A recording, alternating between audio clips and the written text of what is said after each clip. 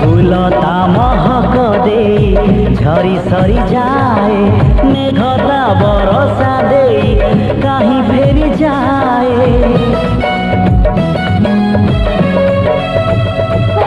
फूलता महक दे झरी सरी जाए मेघता बरसा दे कहीं फेरी जाए सामु कामु पुता दे कहीं हजी जाए दबारी आनंद ठाए नबारी न ठाए